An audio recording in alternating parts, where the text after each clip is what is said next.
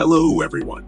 In this video, we're going to dive into the setup of the Ivanovich Momentum System IMS indicator. So let's get started right away. When you activate the indicator on your chart, you'll see it pop up here. Click on it and you'll be taken to the configuration settings for the indicator. So we're going to go through all the parameters together and we'll start with the basic settings. You can see here that you have different types of price calculations based on the candle's opening price, highest price, lowest price, and closing price. For instance, H means high, L means low, C means close, and O means open. You also have calculations based on volume and the moving average of volumes.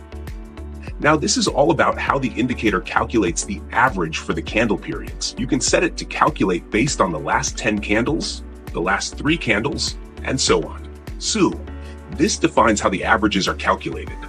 The default values are recommended by Ivanovich, but of course, you can adjust them to suit your market preferences. Then, we have the trend length, which is set to a period of 10. This is also Ivanovich's recommended value, but you can always try different values to match the market you're trading. Ivanovich uses various indicators to determine the trend. By default, Ivanovich suggests using Supertrend, but you can also choose a moving average, the change of character, COCH indicator, or the Donchian channels. All these indicators can be customized. So you've got parameters for the change of character, the moving average, Supertrend, and Donchian channels. Next up, this is more about design, what you want to display on your chart. Then, we move on to the different patterns that Ivanovich added to IMS.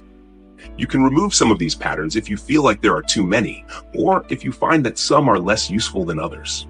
So, you can easily deactivate the ones you don't need, but by default, they're all activated. Finally, we've got the dashboard presentation, which is where the patterns are displayed. You can choose where you want to place this dashboard on your chart, and even change the font size if needed. Now, this next part is really interesting, modifying the threshold for pattern recognition.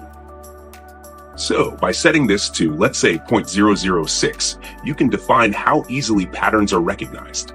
Every pattern has its own conditions, and you can adjust these conditions to make pattern identification easier or harder, depending on the values you set. It works the same way for the rest of the settings.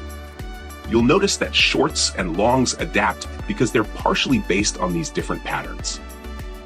And that's a quick overview of the setup. I really encourage you to have fun tweaking these values and seeing what changes they bring to your charts.